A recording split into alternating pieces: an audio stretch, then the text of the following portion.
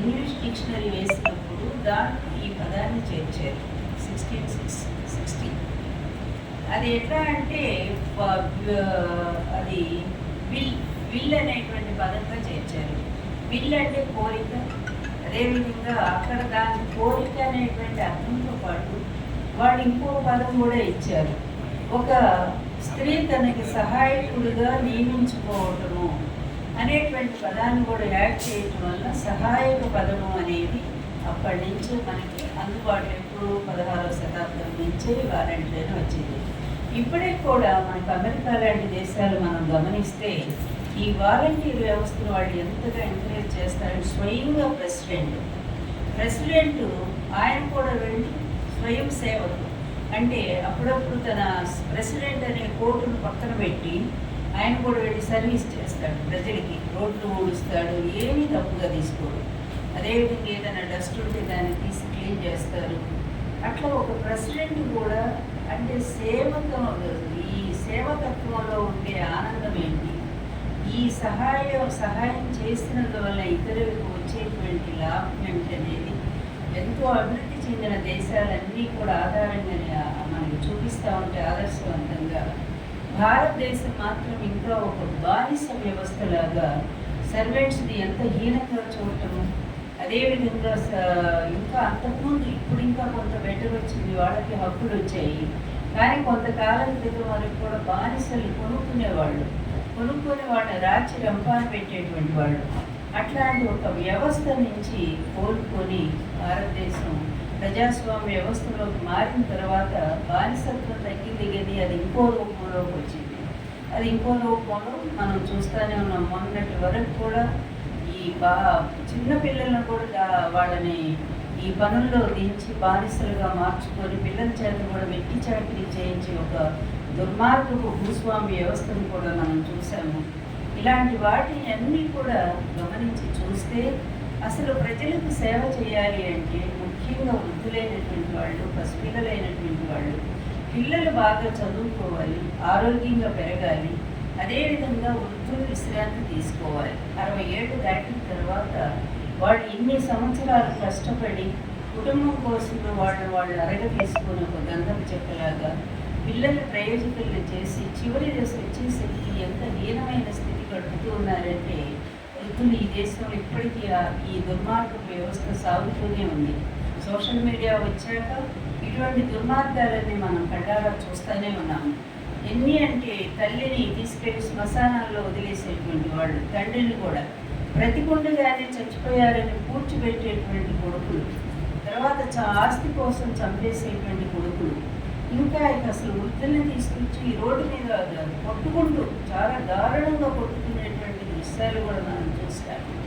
బహుశా ఇవన్నీ కూడా ఏ నాయకుడిని కూడా ఎందుకు కదిలించలేదో మనకు అర్థం కాదు. కానీ మరి జగన్మోహన్ రెడ్డి గారు మొట్టమొదటిసారిగా ఆయన పాదయాత్రలో ఆ వృద్ధుల దీనావస్థని, అంతకుముందు వాళ్ళు అనుభవించినటువంటి కష్టాలని, బాధల్ని, వీటన్నిటినీ గమనించి వాటి మనసులో పెట్టుకొని ఆయన తన గవర్నమెంట్ రాగానే ఈ వాలంటీర్ వ్యవస్థను తీసుకొచ్చిన 6 నెలల్లోనే ఆ వ్యవస్థ కూడా పనిచేయటం ప్రారంభించిందంటే ఎంతగా ఈయన వృద్ధుల పట్ల ఎటువంటి కన్సర్న్ అంటే ఎటువంటి ఆయన ఒక అభిమానాన్ని ఆయన చూపించారో, అటువంటి ఏకాగ్రత కలిగి ఉన్నారో ఈ వృద్ధులకు మేలు చేయాలి అని.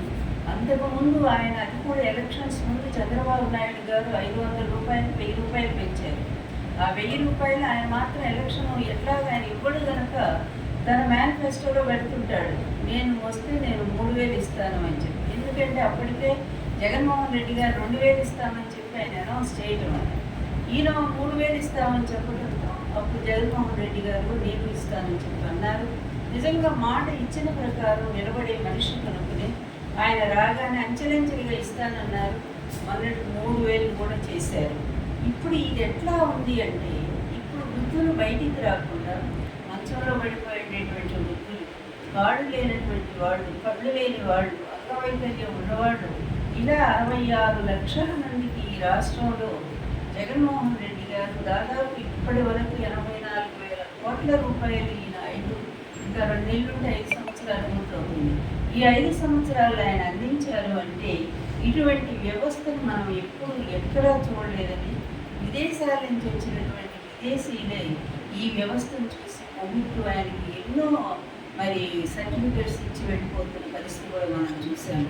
అంతేకాదు మన ఈ కేంద్ర గవర్నమెంట్ కూడా ఎన్నోసార్లు అన్ని అమలు చేస్తున్నటువంటి ఆంధ్రప్రదేశ్లో అమలవుతున్న పథకాలన్నిటి మీద కేంద్ర ప్రభుత్వం కూడా నీతి ఆయోగ్ కానీ, అదేవిధంగా ఆర్టీకే గురించి వ్యవసాయ మినిస్టర్ కానీ, ఇలా అన్ని శాఖలు అన్ని రంగాలు కూడా ప్రతి సంవత్సరం ఏదో ఒక సర్టిఫికెట్ పోలీస్ వ్యవస్థ గురించి కానీ ఇన్ని రకాల అవార్డులు పొందిన ఏకైక రాష్ట్రం ఎవరైనా ఉంది అంటే జగన్మోహన్ రెడ్డి గారు ముఖ్యమంత్రిగా పరిపాలిస్తున్నటువంటి ఆంధ్రప్రదేశ్ మాత్రమే ఇన్ని అవార్డులు పొందగలిగింది. ఎందుకంటే నిజమైనటువంటి సర్వీస్ అందుకున్న రాష్ట్రం ఏదైనా ఉందంటే ఆంధ్రప్రదేశ్.